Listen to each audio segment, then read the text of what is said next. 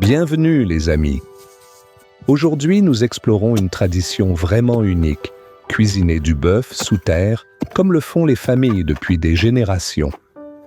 Imaginez une viande tendre, cuite lentement dans la terre, imprégnée de fumée et de racines, un goût d'histoire dans chaque bouchée.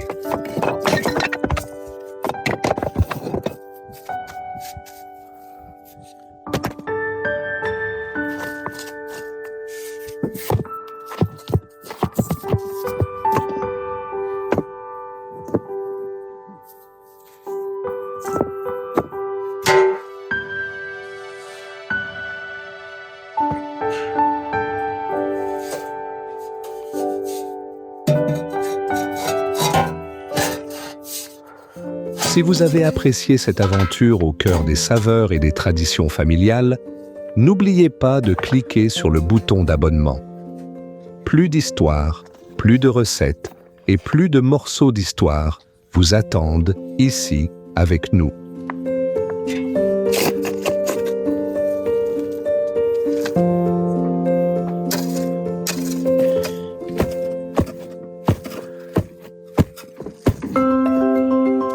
Alors maintenant, je construis cette fosse souterraine, une méthode de cuisson qui existe depuis des siècles. C'est incroyable de penser que cette idée simple nous relie à des traditions anciennes.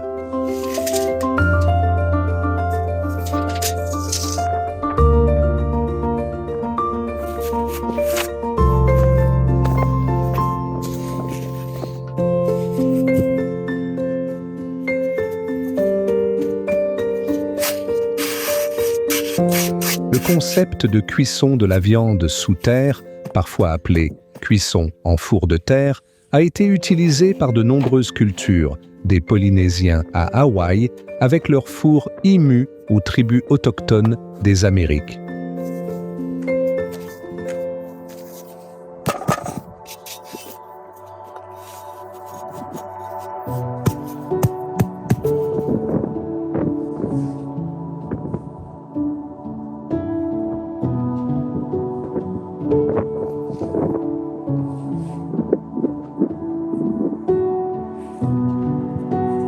L'idée est simple mais brillante. Creusez un trou, garnissez-le de pierre, allumez un feu, puis laissez la chaleur cuire lentement la viande pendant des heures. Ce processus lent lui confère une tendreté inégalée.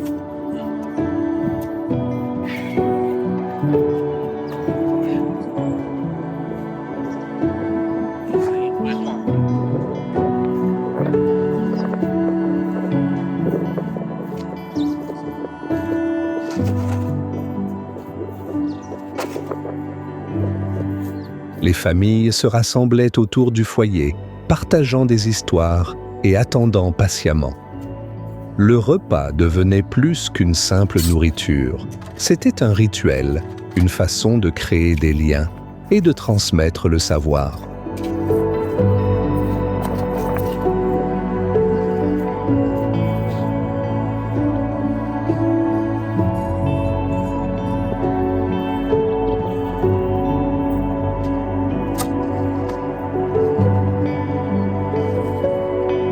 Et maintenant, passons au bœuf. Je vais le trancher soigneusement pendant que ma femme m'aide avec l'assaisonnement. Ce sont de petits moments comme ceux-ci qui rendent la préparation de ce plat ancestral si spécial. Travail d'équipe et tradition, le tout en un.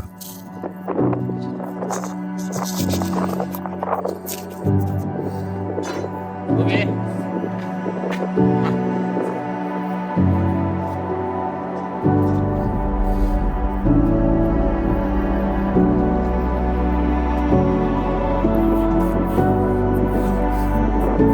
Cuisiner du bœuf sous terre existe depuis des siècles.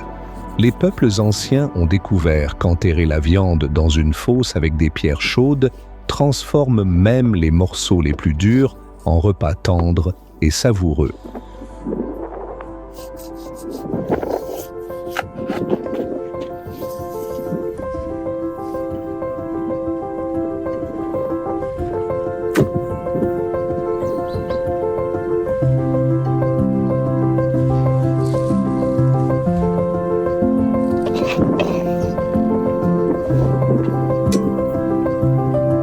En Amérique centrale et en Amérique du Sud, les tribus indigènes avaient l'habitude d'utiliser des fours en terre pour de grands rassemblements communautaires, souvent associés à des festivals de récolte, des rituels et des célébrations marquant des étapes importantes de la vie.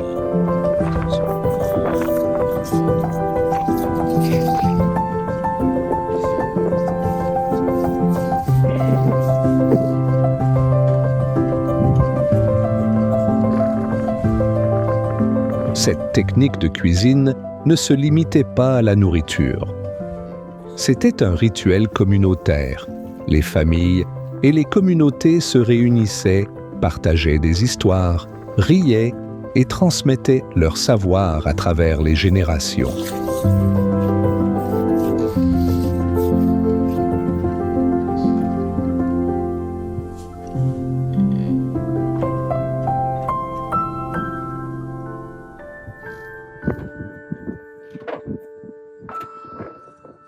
La terre elle-même agit comme un four, maintenant la chaleur constante et l'humidité à l'intérieur.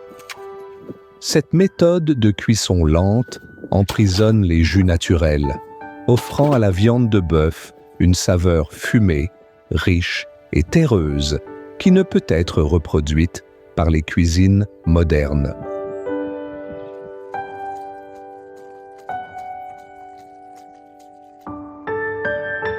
Dans l'histoire, ces festins clandestins étaient réservés pour des événements importants, les mariages, les célébrations de la récolte et les grandes réunions familiales, ce qui rendait chaque repas sacré et plein de sens.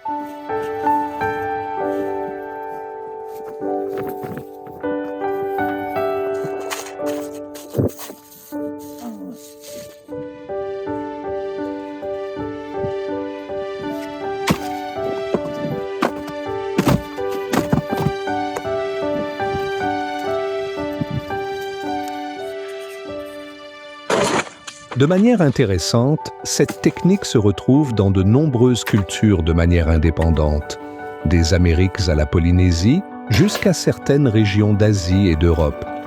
Il semble que la terre elle-même ait inspiré les cuisiniers du monde entier.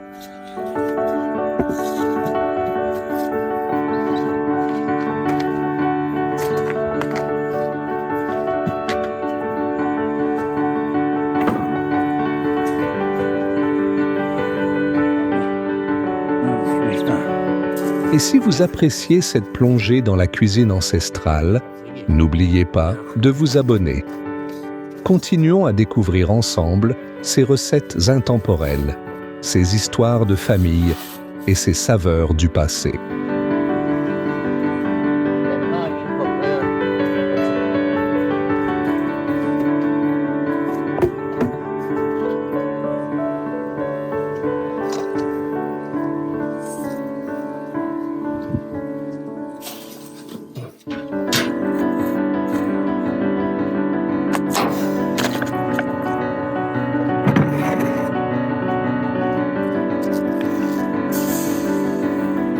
Alors que je m'occupe de la viande, ma femme est partie nourrir les poules et ramasser des œufs frais.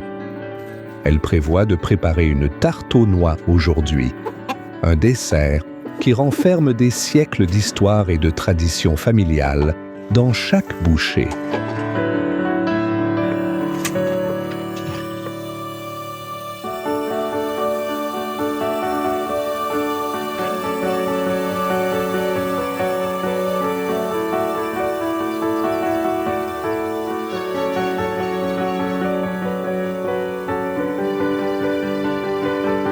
Les tartes aux noix sont appréciées en Europe et au-delà depuis des centaines d'années.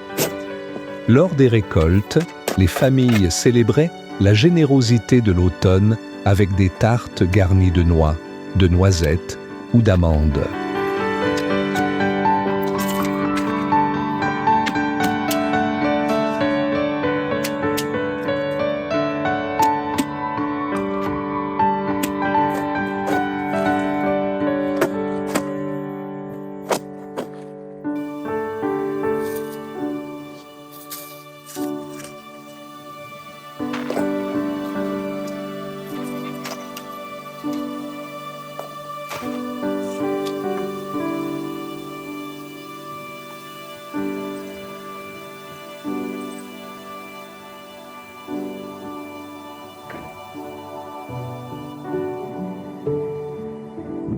Les noix étaient autrefois considérées comme un ingrédient de luxe.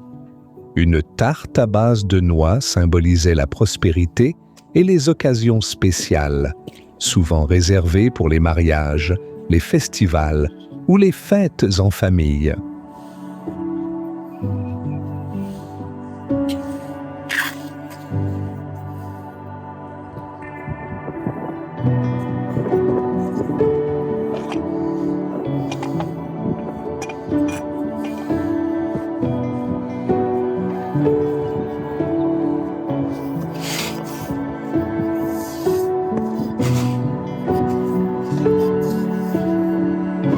Dans les cuisines médiévales, les fruits à coque étaient broyés et mélangés avec du miel ou du sucre pour créer des garnitures riches et savoureuses. Ces tartes étaient un régal pour les riches, mais des versions plus simples se retrouvaient également dans les foyers modestes.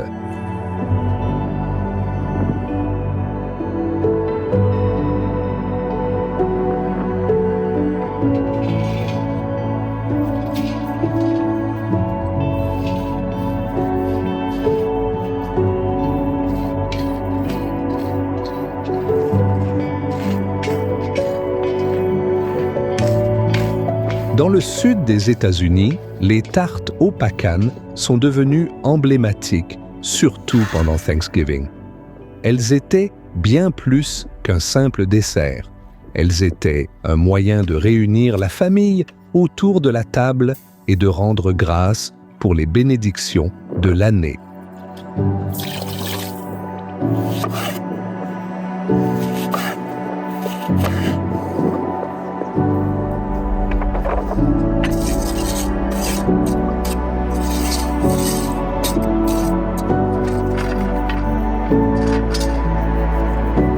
Réaliser une tarte aux noix est un art transmis de génération en génération.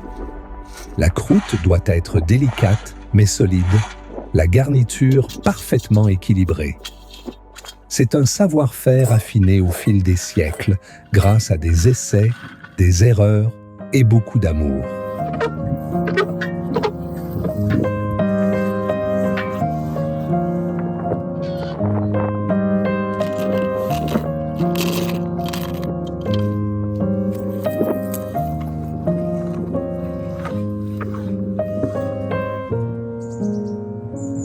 Les noix avaient aussi une signification symbolique. À travers les cultures, elles représentaient la fertilité, la santé et la longévité. Préparer une tarte avec des noix, c'était presque comme envoyer des vœux de bonheur à tous ceux qui allaient la déguster.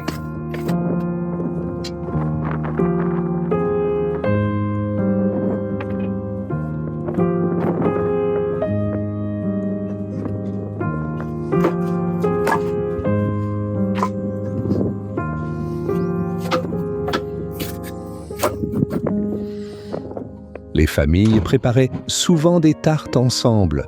Les enfants aidaient à casser les noix, mélanger les garnitures ou pétrir la pâte. Ces moments étaient des leçons de patience, d'attention et de l'art tranquille de la cuisine.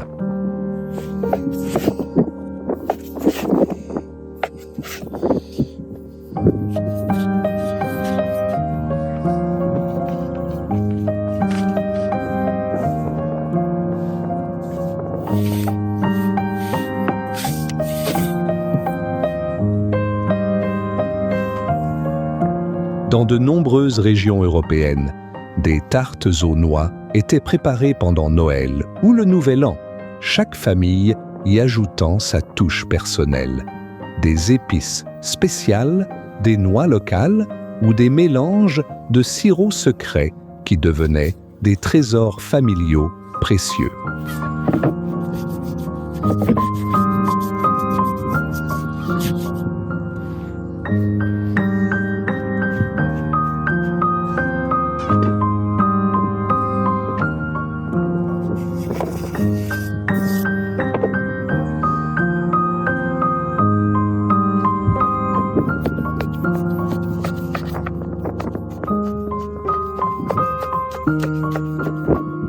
Les noix se conservent bien, ce qui rendait les tartes pratiques ainsi que festives. Les familles pouvaient savourer un dessert riche et nutritif, même pendant les longs hivers, les reliant au cycle des saisons et à l'ingéniosité de leurs ancêtres.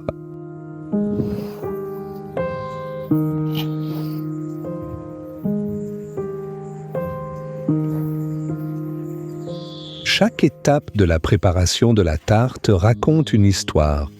Choisir les noix, les moudre, mélanger la garniture, étaler la pâte. C'est un rituel tranquille qui rend hommage au travail et à l'amour des générations qui nous ont précédés.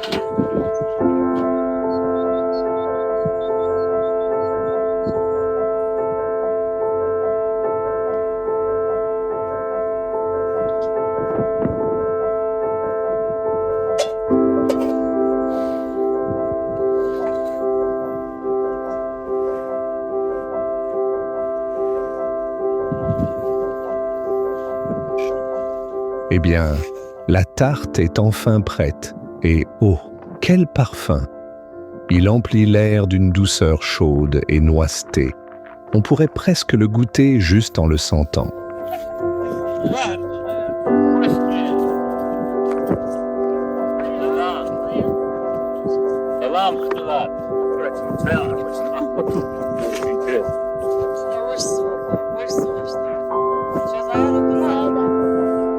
Il est temps maintenant de partager la tarte avec les enfants. Leurs yeux s'illuminent dès qu'ils sentent le doux parfum de noisettes.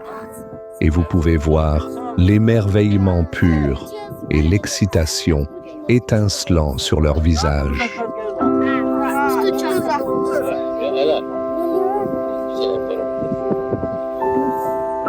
Alors qu'ils prennent leur première bouchée, des sourires se dessinent à travers la table. De petits rires résonnent dans la cuisine. Et c'est à ces instants que vous réalisez que la nourriture ne se résume pas seulement à manger. C'est aussi une histoire d'amour, de famille et de créer des souvenirs ensemble.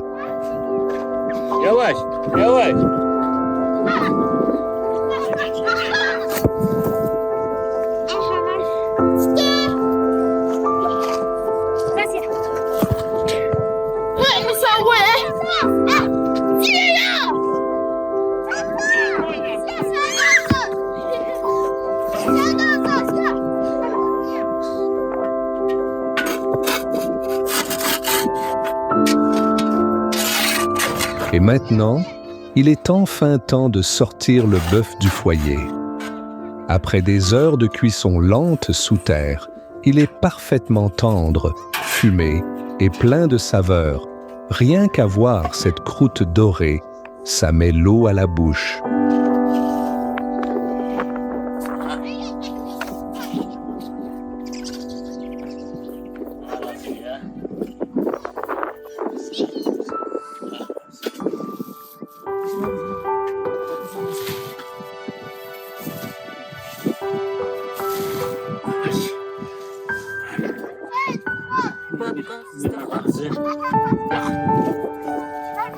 Astuce de cuisine. N'oubliez jamais de laisser reposer la viande pendant au moins 5 minutes avant de la trancher. Ce petit moment de pause permet de conserver toutes les saveurs naturelles à l'intérieur pour que chaque bouchée soit aussi succulente et savoureuse que possible.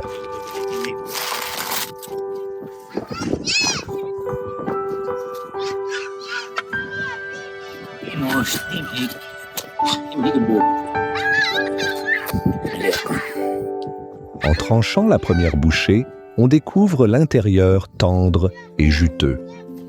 Chaque morceau est un mélange de fumée terreuse, de saveurs riches et d'heures de cuisson minutieuses, une preuve que la patience est vraiment récompensée en cuisine.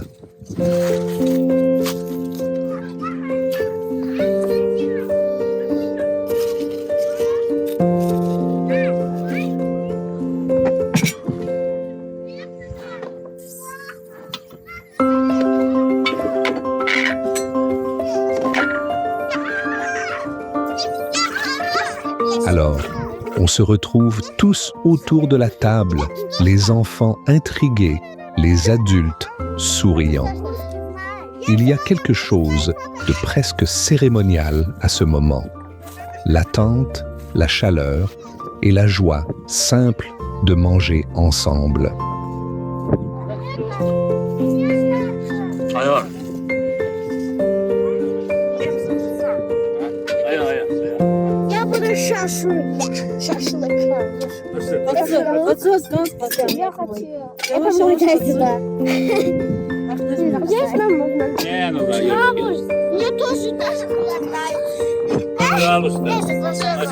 Et si vous avez adoré ce voyage dans la cuisine ancestrale, les traditions familiales et les saveurs qui racontent une histoire, n'oubliez pas de vous abonner. Il y a tellement plus à découvrir, à goûter et à partager ensemble.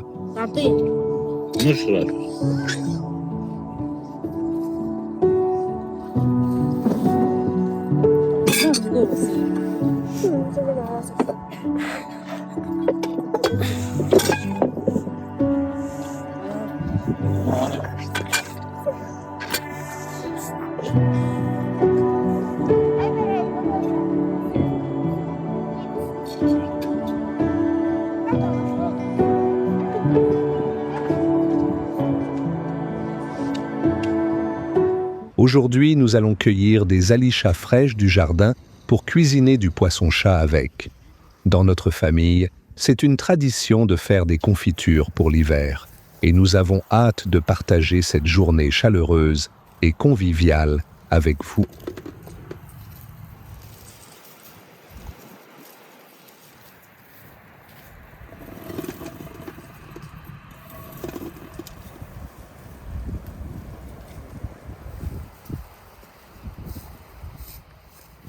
Si vous appréciez ce voyage culinaire en notre compagnie, n'oubliez pas de vous abonner et de rejoindre notre petite famille ici. Il y a tellement plus à découvrir, de la cueillette au jardin aux recettes de famille.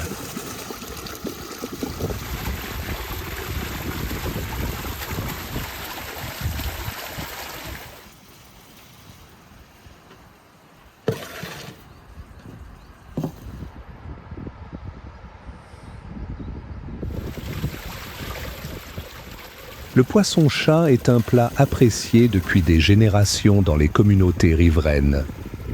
Les familles passaient des après-midi entiers au bord de la rivière, apprenant aux enfants à pêcher, partageant de vieilles histoires et célébrant chaque prise réussie ensemble.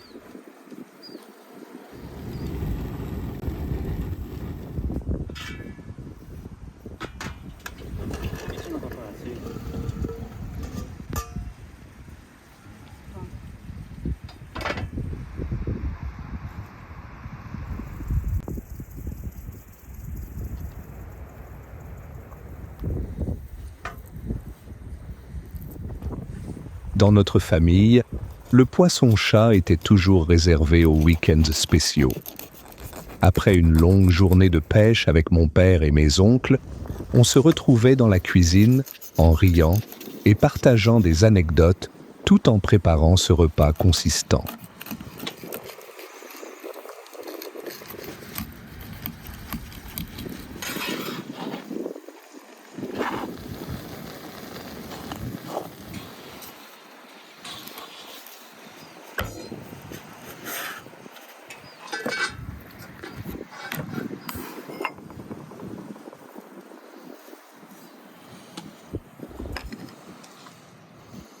Le mélange d'épices que nous utilisons a été transmis par mon grand-père.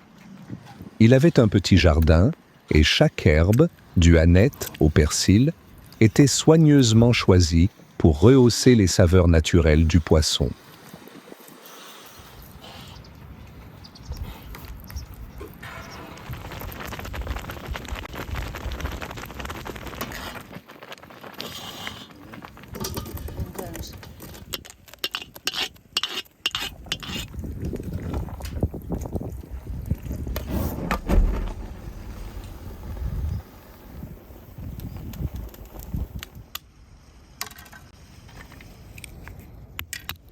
De manière historique, le poisson-chat était considéré comme un repas modeste et quotidien. Mais au fil des années, il est devenu un plat réconfortant qui rassemble les familles, un mets simple qui évoque la chaleur, les souvenirs et l'odeur du foyer.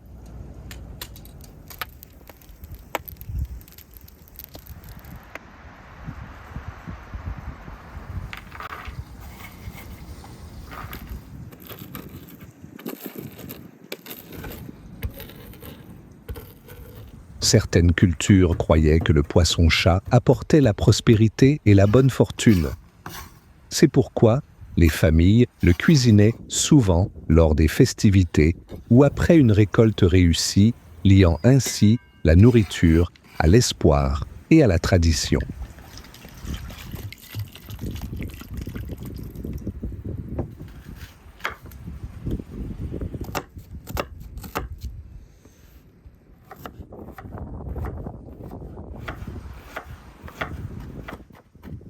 Fumer le poisson-chat était une méthode traditionnelle pour le conserver pendant les mois d'hiver.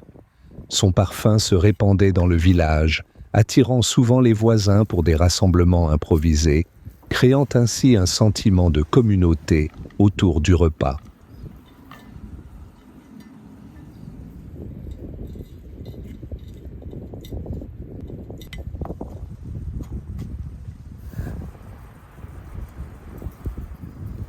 Préparer du poisson-chat, c'est presque comme un rituel. De le nettoyer soigneusement à le mariner avec des herbes et des épices, chaque étape est réalisée avec patience, attention et respect pour la nourriture, en rendant hommage aux générations qui nous ont enseigné ces méthodes.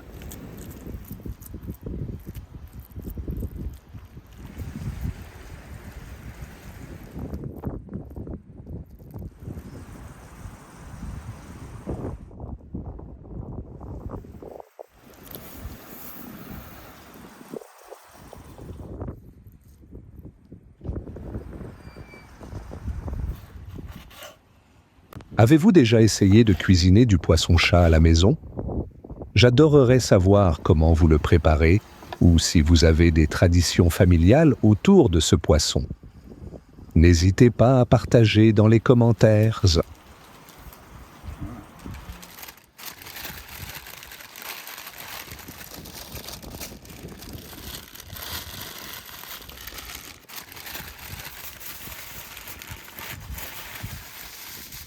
Pendant ce temps, j'ai déjà enveloppé le poisson-chat dans du papier d'aluminium et je l'ai mis au four, laissant ainsi toutes ces saveurs se mélanger pendant que nous terminons la préparation.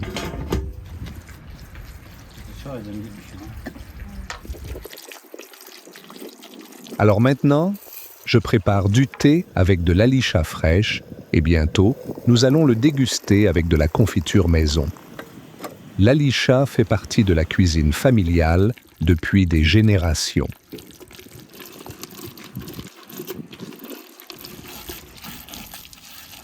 Dans certaines cultures, l'alicha symbolise l'abondance et la santé. C'est pourquoi on l'offre souvent à des amis et à la famille pendant la saison des récoltes.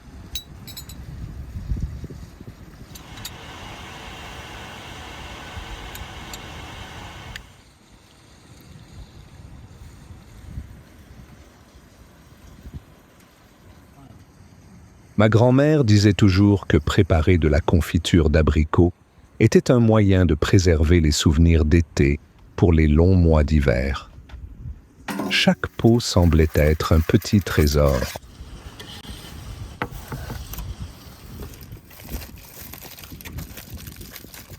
Alors le poisson-chat est prêt et je le déballe de l'aluminium. Ça sent déjà incroyablement bon.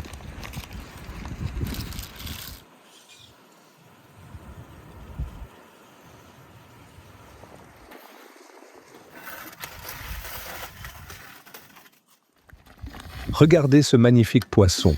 Il est juste parfaitement cuit et prêt à être dégusté avec notre confiture d'alicha.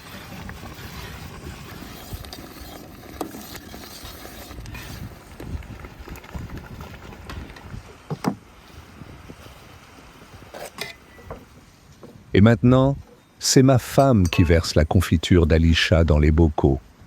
Il y a quelque chose de tellement satisfaisant à voir, tout cela emballé proprement et prêt pour l'hiver.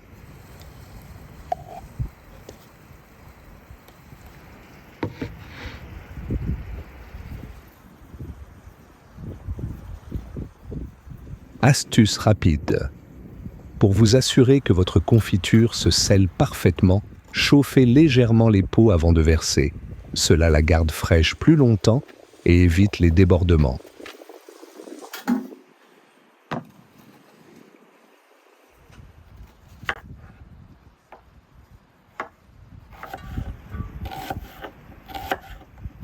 Ma femme a décidé de préparer une salade fraîche pour accompagner le poisson-chat en utilisant de l'oignon rouge et des herbes tout droit sorties de notre jardin.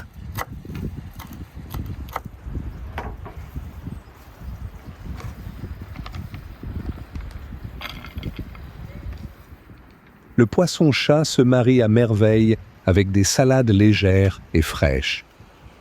La vivacité de l'oignon et les herbes parfumées équilibrent la richesse du poisson, créant une harmonie de saveurs qui rend chaque bouchée mémorable.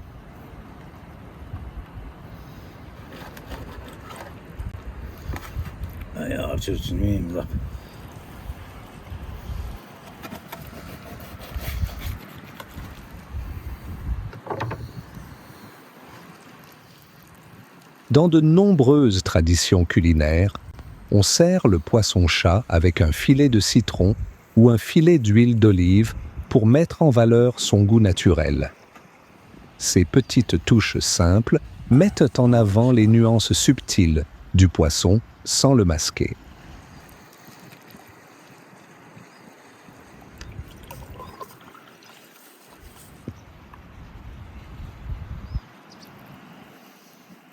Et voilà, nous sommes enfin attablés pour déguster, savourant toutes les saveurs que nous avons préparées aujourd'hui.